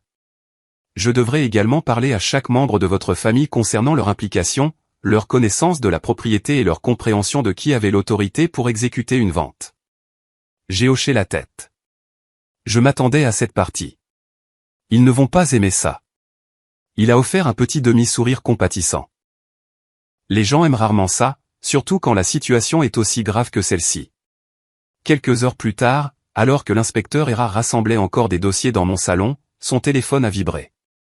Il a jeté un coup d'œil à l'écran. Votre famille est actuellement au commissariat pour des entretiens préliminaires. Si cela ne vous dérange pas, je vais sortir pour prendre cet appel. J'ai fait un geste vers la porte. Allez-y. Il a quitté l'appartement et a fermé la porte doucement derrière lui. À travers le mur, seuls des tons étouffés me parvenaient, mais je pouvais dire par la cadence que quelque chose avait changé. Après quelques minutes, il est revenu, son expression portant un nouveau poids. C'était mon collègue. Ils ont commencé à interroger vos parents et votre sœur. J'ai attendu, immobile et stable. Comment vont-ils ? Il a hésité, choisissant ses mots avec soin. Votre mère est effrayée. Votre sœur est émotive et en colère. Et votre père ? J'ai levé les yeux à la pause. Et mon père ? Ses épaules se sont légèrement affaissées. Votre père commence à comprendre la gravité de la situation. Il a dit qu'il croyait avoir le droit de signer en votre nom. Lorsqu'on lui a demandé pourquoi, il a dit qu'il pensait que le Penthouse était plus une propriété familiale et que la vente était temporaire jusqu'à ce qu'il puisse le racheter. Je l'ai fixé, l'air changeant entre nous. Temporaire. Il a hoché la tête. C'est ce qu'il a dit. Une oppression a traversé ma poitrine, quelque chose de familier et d'ancien. C'était exactement comme ça que papa avait toujours considéré tout ce que je gagnais. À moi, mais seulement jusqu'à ce que lui ou Manon en ait besoin. L'inspecteur Erard a continué. Confronté aux documents de la SARL et à l'absence d'autorité légale, il est devenu visiblement bouleversé. Il a dit qu'il n'avait jamais eu l'intention de nuire et que c'était un malentendu qui était allé plus loin qu'il ne l'avait prévu. J'ai joint mes mains, les posant sur mes genoux. A-t-il admis avoir signé quelque chose? Errard a expiré. Il a dit qu'il pensait que signer votre nom serait acceptable parce qu'il prévoyait de tout arranger plus tard. Il a présenté cela comme un petit problème familial. Pas un problème juridique. Ma gorge s'est nouée, mais ma voix est restée calme. Ça lui ressemble bien. Errard m'a étudié un moment avant de reprendre la parole. L'intention peut affecter la manière dont les accusations sont traitées, mais la falsification reste la falsification. Et le seuil financier impliqué ici est significatif. Le silence s'est de nouveau installé entre nous, mais cette fois il contenait quelque chose de plus lourd. Il y a une dernière chose, a-t-il dit. Je vais déposer un rapport formel auprès du procureur de la République. Il est probable qu'une audience soit programmée dans les prochaines semaines. Une respiration silencieuse m'a échappé, lente et régulière. D'accord. Je n'ai rien dit d'autre. Il n'a pas insisté. Il a simplement rassemblé les dossiers, rangé ses notes et s'est levé. Merci pour votre coopération, mademoiselle. Je resterai en contact au fur et à mesure que cela progresse. Je l'ai raccompagné jusqu'à la porte. Il a offert un signe de tête respectueux avant de sortir dans le couloir. La porte s'est refermée doucement derrière lui, laissant l'appartement de nouveau silencieux. Je suis resté là un long moment, laissant l'immobilité s'installer sur moi. Le poids de tout ce qui n'avait pas été dit pendant des années était enfin en train de changer, d'être nommé à voix haute par quelqu'un ayant l'autorité de voir la vérité clairement. Et quelque part en ville, dans une salle d'interrogatoire éclairée au néon, papa apprenait que le regret n'efface pas les conséquences. Je suis retourné sur le canapé et je me suis assise, pressant mes paumes contre les coussins, me stabilisant. L'audience approchait. Et il n'y avait plus de retour en arrière possible. Je suis sorti de l'appartement le matin de l'audience, me sentant plus stable que je ne l'aurais cru. L'air était vif, du genre qui vous réveille avant que votre esprit ne soit complètement à jour. J'ai conduit jusqu'au tribunal judiciaire avec le dossier de documents à côté de moi, bien que je sache que Lucas avait déjà tout soumis des jours plus tôt. Pourtant, les avoir près de moi me donnait l'impression de tenir la vérité entre mes mains. Quand je suis arrivé au palais de justice, Lucas attendait sur les marches. Il m'a fait un petit signe de tête, du genre calme et ancré qui me donnait toujours l'impression que le sol sous mes pieds était solide. « Tu es prête ?» a-t-il demandé. Je crois que oui. À l'intérieur, le couloir bourdonnait de murmures bas et de bruits de pas résonnants. Nous sommes entrés dans la salle d'audience juste au moment où le greffier appelait la session à l'ordre. Mes parents étaient déjà assis à la table en face de la nôtre. Papa avait l'air d'avoir vieilli de 10 ans en une semaine. Ses épaules étaient affaissées, ses yeux cernés, sa mâchoire serrée. Maman était assise, rigide à côté de lui, les mains crispées sur ses genoux. Manon, en revanche, semblait assez en colère pour mettre le feu au banc en bois rien qu'avec son regard. Elle m'a fusillé du regard alors que je prenais place, mais j'ai évité ses yeux. J'ai gardé mon attention fixée devant moi, stable. Le juge est entré, un homme grand aux cheveux argentés et à l'expression neutre. Il a appelé l'affaire, a brièvement examiné le dossier et a demandé aux deux parties de procéder. L'avocat de l'État a commencé par présenter les principales conclusions. Votre honneur, la propriété en question est légalement détenue par la société Holding Nova. Nous avons des documents certifiés montrant le transfert de propriété de mademoiselle à la SARL, y compris des signatures notariées. Il a placé les documents devant le juge, qui les a lus attentivement, hochant la tête une fois. Puis il a continué. La transaction de vente exécutée par monsieur a été signée avec une signature falsifiée. Les comparaisons d'écriture et les documents horodatés confirment que mademoiselle était à Lyon au moment de la signature. De plus, les rapports du syndic et les relevés bancaires montrent que monsieur a tenté à plusieurs reprises d'obtenir des informations non autorisées concernant la propriété. Je pouvais sentir papa se ratatiner sous le poids de chaque mot. Lucas s'est levé ensuite. Votre honneur, nous demandons à la Cour de déclarer la transaction nulle et non avenue, de restituer immédiatement la propriété à la société Holding Nova, et de noter pour le dossier que la signature utilisée pour autoriser la vente est frauduleuse. Le juge s'est tourné vers papa. Monsieur, la Cour entendra votre réponse. Papa s'est levé, se stabilisant d'une main sur la table. Votre honneur, je comprends comment cela peut paraître. Mais le Penthouse a toujours été destiné à être une propriété familiale. Chloé n'y a jamais vraiment vécu. Je pensais que la vente était temporaire. Je croyais pouvoir le racheter après le mariage. Il n'y avait aucune intention malveillante. C'est un malentendu entre membres de la famille. Le juge a légèrement haussé les sourcils. Un malentendu. Papa a hoché la tête. Oui. Je pensais que je faisais ce qui était le mieux pour tout le monde. Le juge s'est penché en avant. Monsieur, temporaire ou non, vous avez signé des documents que vous n'aviez aucune autorité légale pour signer. Cela seul invalide votre explication. L'intention ne change pas les droits de propriété ni la loi. Maman s'est levée soudainement. Votre honneur, je n'avais aucune idée que mon mari s'occupait de tout ça. Je n'étais pas impliqué. Le juge l'a regardé, puis les papiers. Madame, les registres du syndic montrent que vous avez accompagné votre mari au bureau lors d'une de ses visites et avez demandé des dossiers de propriété mis à jour. Les registres bancaires montrent que vous avez également tenté d'autoriser des retraits liés aux produits de la vente. Affirmez-vous ne pas vous souvenir de ces actions? Le visage de maman est devenu blême. Elle s'est rassise doucement, évitant mes yeux. Manon s'est levée d'un bond ensuite. Votre honneur, avec tout le respect que je vous dois, toute cette affaire a été montée en épingle. Chloé réagit de manière excessive. C'est une affaire de famille. On avait juste besoin des fonds pour le mariage et papa allait tout arranger. La vente devrait être valide. Les fournisseurs deviennent fous. On ne peut pas se permettre que tout s'effondre. Le juge a levé la main. Mademoiselle, asseyez-vous. Ce tribunal n'est pas intéressé par les arrangements de votre mariage. Il s'agit d'une procédure judiciaire impliquant une fraude immobilière. La bouche de Manon s'est ouverte, mais elle a obéi, se laissant tomber sur son siège avec un souffle indigné. Le juge a regardé de nouveau notre table. Mademoiselle, avez-vous quelque chose à ajouter? Je me suis levé, lissant ma paume contre la table. Votre honneur, tout ce que je veux, c'est que les droits légaux sur ma propriété soient restaurés. Ma famille a choisi de prendre des décisions dans mon dos et a utilisé mon nom sans mon consentement. Quels que soient nos problèmes personnels, ils sont distincts du fait que la vente n'a pas été autorisée. C'est tout. Ma voix est restée calme. Égale. Détachée.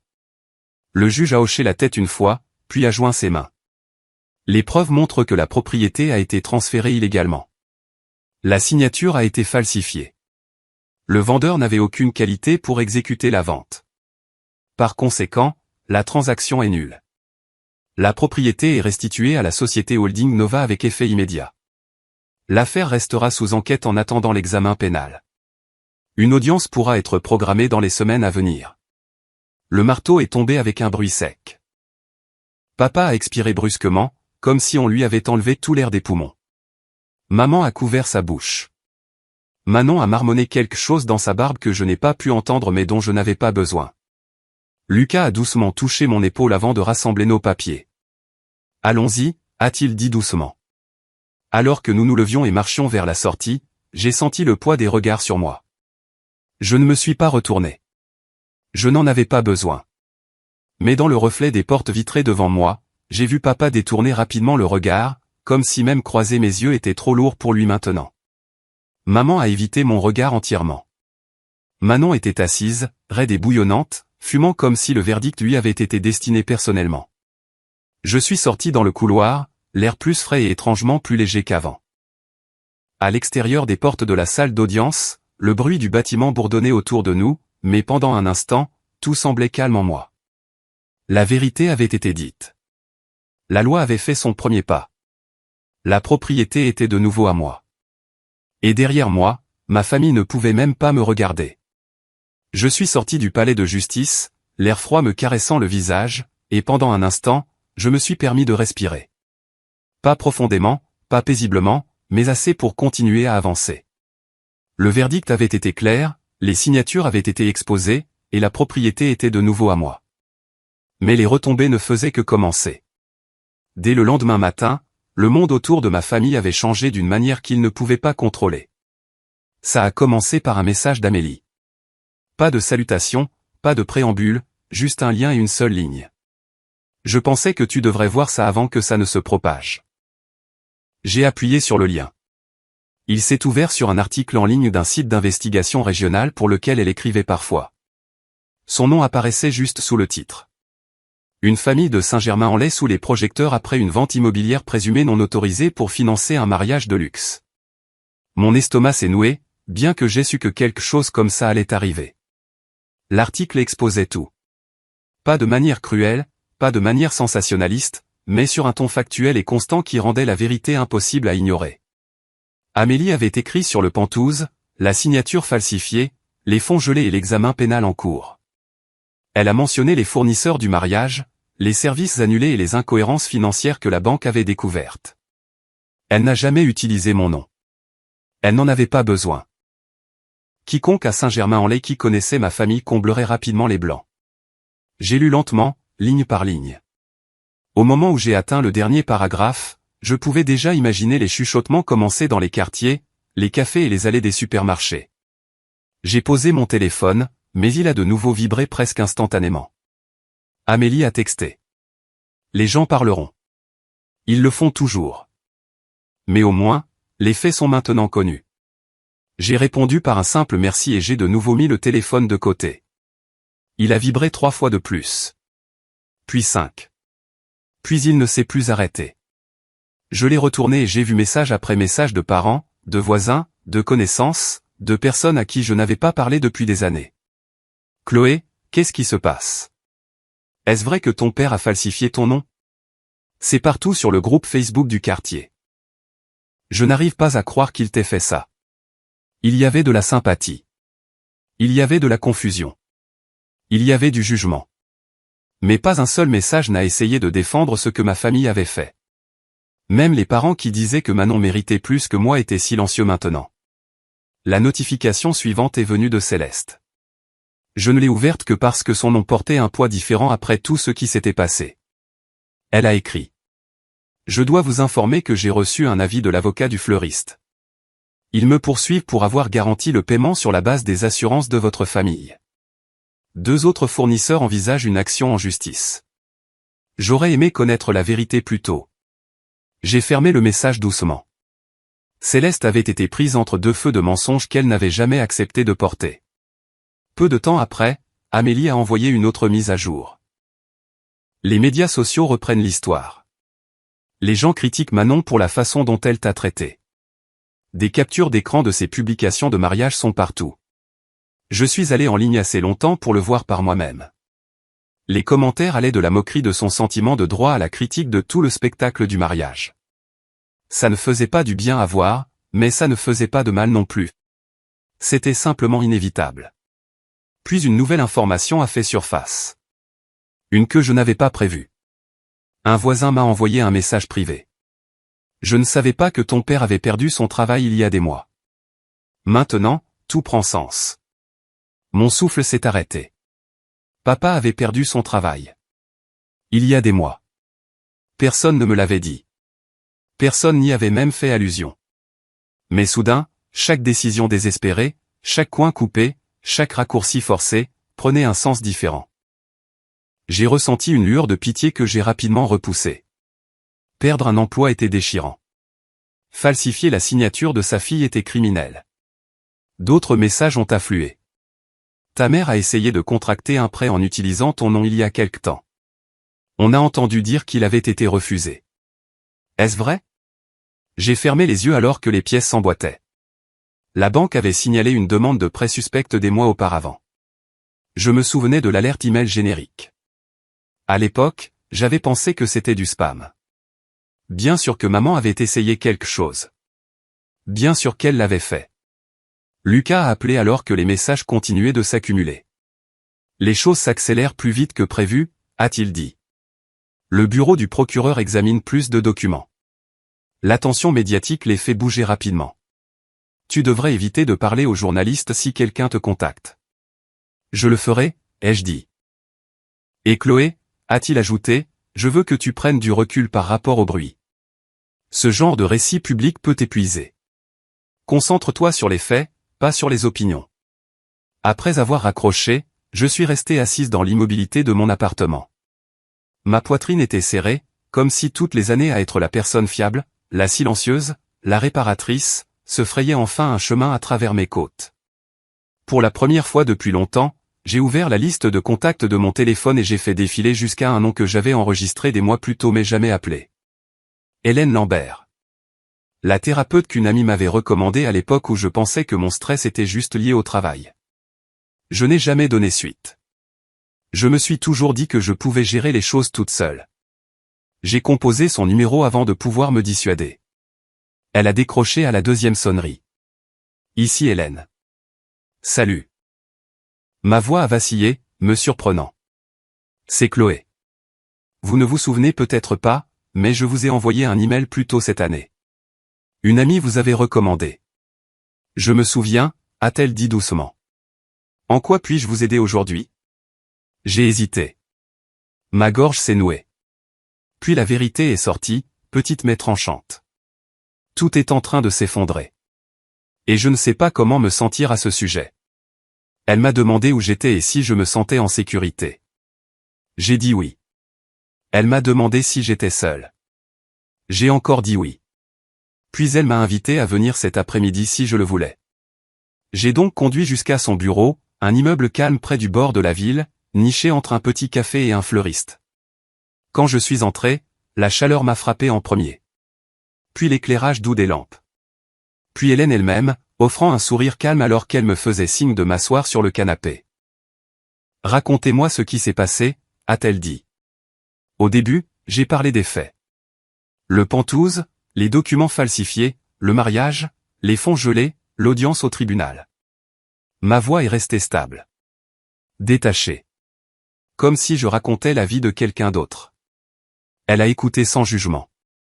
Puis elle s'est légèrement penchée en avant. Et comment vous êtes-vous senti en regardant tout cela s'effondrer? Quelque chose en moi s'est fissuré à cette question. Pas bruyamment. Pas de manière dramatique. Mais tranquillement, comme une fissure capillaire se propage sur du verre. J'ai pris une inspiration, et ma voix s'est affaiblie. Pourquoi ne m'ont-ils jamais vu comme une personne? Le silence qui a suivi était doux, pas lourd. Hélène a attendu, me donnant de l'espace pour respirer, de l'espace pour me dénouer sans me briser. Et je suis resté assise là, les mains sur mes genoux, fixant une boîte de mouchoirs que je n'ai pas touchée, sentant la question résonner en moi comme si elle avait attendu des années pour sortir. La pièce semblait calme. Chaude. Assez sûre pour que la vérité puisse enfin émerger. J'ai expiré lentement, laissant l'air quitter ma poitrine dans un long flux tremblant. Et c'est là que la séance m'a laissé. Assise avec la seule question que je n'avais jamais osé poser à voix haute. Pourquoi ne m'ont-ils jamais vu comme une personne? Je savais qu'Hélène ne s'attendait pas à ce que j'y réponde tout de suite, et c'est peut-être pour cela qu'elle résonnait si fort. Ce n'était pas simplement une question sur mes parents. C'était une question sur qui j'avais permis à moi-même de devenir en leur présence. 3 semaines après cette séance, la vie a finalement répondu pour moi. L'inspecteur Erard a appelé tôt un jeudi matin. Sa voix était stable, respectueuse, mais il y avait une lourdeur qui me disait tout avant même qu'il ne prononce les mots. L'enquête est terminée. Le procureur de la République estime qu'il y a suffisamment de preuves pour engager des poursuites contre vos parents. Je me suis assise lentement à ma table de cuisine, mes doigts se crispant autour de la tasse de café que je n'avais pas encore touchée. Je lui ai demandé de répéter, non pas parce que je ne l'avais pas entendu, mais parce que j'avais besoin de l'entendre 2 fois. Falsification. Escroquerie. Tentative de retrait illégal. Fausse déclaration de propriété. Chaque mot atterrissait comme un bruit sourd, pas douloureux, pas choquant, juste final. Il a ajouté que ni l'une ni l'autre des accusations n'était violente et qu'ils seraient probablement autorisés à gérer une partie du processus par l'intermédiaire de leur avocat plutôt qu'en détention. C'était une courtoisie, a-t-il dit, pas de la clémence. Le fait de nommer le crime suffisait à changer le cours de leur vie. Et de la mienne. Après l'appel, j'ai fixé la fenêtre pendant un long moment, regardant la lumière du soleil se déplacer sur le parquet en longue bande lente. J'ai pensé à papa assis à la table de la cuisine où j'ai grandi, penché sur les factures qu'il ne laissait jamais personne d'autre voir. J'ai pensé à maman versant du café, lui disant que tout s'arrangerait. J'ai pensé à Manon à l'étage, rêvant de centres de table et de palettes de couleurs. Je me suis demandé quand ils avaient réalisé que les conséquences étaient réelles. Quand la ligne entre le sentiment de droit insouciant et le comportement criminel réel s'est-elle estompée pour eux? Ont-ils jamais vraiment cru qu'ils pourraient s'en tirer, ou ont-ils pensé que je me laisserais simplement faire comme je l'avais toujours fait? La vérité, c'est que je ne le saurais jamais. Et cela devait suffire. Les retombées de l'enquête se sont propagées plus vite qu'un feu de forêt sur de l'herbe sèche. J'ai d'abord appris l'annulation du mariage de Manon par une cousine qui m'a envoyé un message sur un ton qui mêlait sympathie et incrédulité. J'ai entendu dire que les fiançailles sont rompues. Est-ce que ça va? J'ai cligné des yeux devant l'écran. Moi. Est-ce que j'allais bien? Le fiancé avait apparemment annulé le mariage une fois que les problèmes juridiques étaient devenus publics. J'ai imaginé sa famille assise autour d'une table de salle à manger, se passant l'article d'Amélie, chuchotant, calculant à quel point il voulait être lié au Grant. Il n'a pas fallu beaucoup d'imagination pour le voir se retirer. La réputation de Manon était devenue un spectacle du jour au lendemain. Des captures d'écran de ses anciennes publications, de ses commentaires arrogants, de sa vantardise sur le mariage de luxe, tout a refait surface et s'est répandu comme une traînée de poudre. L'image glamour qu'elle avait construite pendant des années s'est effondrée sous le poids de l'examen public. Je ne me sentais pas vengé. Je n'appréciais pas son humiliation. J'avais simplement l'impression que l'univers avait fait une pause assez longtemps pour laisser les conséquences rattraper leur retard. Quelques jours plus tard, une autre onde de choc a frappé. Un voisin m'a contacté, hésitant à chaque mot tapé. Je ne sais pas comment dire ça, mais ton père a perdu son travail il y a des mois. Il a fait comme si tout était normal. Maintenant, cette enquête rend les choses plus difficiles. Je pensais que tu devais savoir. J'ai lu le message lentement. Ça collait. Ça comblait les pièces manquantes de son désespoir. Soudain, la signature falsifiée, la précipitation pour liquider des actifs, l'urgence de financer le mariage de Manon, tout prenait un sens différent. Perdre un emploi pouvait briser une personne. Mais enfreindre la loi pour guérir la blessure était un choix. Maman n'a pas été épargnée non plus. La nouvelle s'est répandue qu'elle avait tenté de contracter un prêt en utilisant mes informations. La banque l'avait immédiatement signalé. Un directeur d'agence avait envoyé une lettre d'avertissement à leur adresse. Elle l'avait balayée sous le tapis et n'en avait jamais parlé. Maintenant, la banque a rouvert son dossier, examinant des tentatives antérieures qu'ils avaient rejetées comme des erreurs de bureau. C'était comme si chaque vérité enfouie se frayait un chemin vers la surface en même temps. Lucas a appelé pour prendre de mes nouvelles plus d'une fois pendant ces jours-là. « Tu tiens le coup ?» a-t-il demandé. Je lui ai dit que j'allais bien. La plupart du temps, c'était vrai. Certains jours, je n'étais pas sûr. Tu devrais éviter les médias, a-t-il conseillé. Les gens essaieront de déformer les choses. Ne réponds pas aux questions. Tout passe par moi maintenant. Sa voix était calme, mais je pouvais entendre le poids qu'il portait pour moi. J'étais reconnaissante qu'il n'essaie pas de me protéger de la vérité. Il me respectait trop pour offrir un réconfort qui n'était pas ancré dans la réalité. Puis, tranquillement, sans l'annoncer, quelque chose en moi a commencé à changer. Un matin, je me suis réveillé sans la lourdeur familière. J'ai fait du café. J'ai ouvert mon ordinateur portable. J'ai travaillé. Et pour la première fois depuis des semaines, ma propre vie semblait plus grande que le chaos qui orbitait autour de ma famille. Ce n'était pas exactement la guérison. Plutôt le premier petit étirement de tissu cicatriciel se formant sur une longue blessure ouverte. C'est alors que l'email de papa est arrivé. Le seul nom de l'expéditeur a fait se serrer ma poitrine. Son message était long. La plus longue chose qu'il m'ait jamais écrite de toute sa vie. Chloé, je sais que je ne mérite pas ton temps.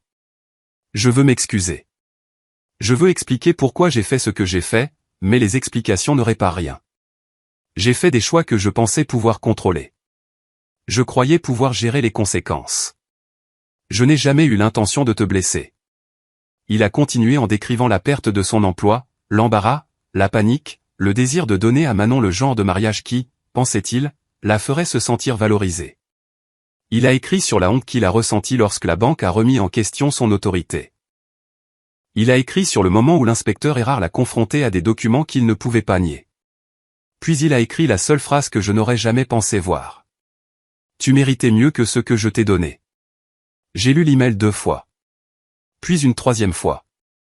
J'ai attendu que quelque chose en moi s'ouvre, se ferme ou se brise. Au lieu de cela, j'ai ressenti une clarté que je n'avais jamais connue. Ces excuses ne réécrivaient pas le passé. Elles ne guérissaient pas la cicatrice. Elle fermait simplement une porte. Je n'ai pas répondu. Certaines choses ne nécessitent pas de réponse. Le lendemain matin, Lucas est arrivé à mon appartement avec du café et un dossier. Tout est prêt, a-t-il dit. Si tu es sûr. Je savais ce qu'il voulait dire. Les documents du Penthouse. L'autorisation de vente. Les formulaires de transfert officiels via la société holding Nova et vers l'agent immobilier. J'ai hoché la tête. Allons-y. Nous avons conduit jusqu'à l'immeuble dans un silence confortable. Lorsque nous avons atteint le dernier étage, le couloir était calme et silencieux. J'ai déverrouillé la porte et je suis entré dans l'espace qui m'avait un jour semblé être la première vraie maison que j'ai jamais eue. La lumière du soleil entrait à flot par les fenêtres, projetant des motifs chaleureux sur le sol. Pendant un instant, je suis simplement resté là, laissant le calme m'envahir. Le Penthouse semblait différent maintenant. Pas souillé, pas vide, mais achevé en quelque sorte, comme un chapitre qui avait atteint sa fin naturelle. « Tu es sûr de vouloir vendre ?» a demandé Lucas.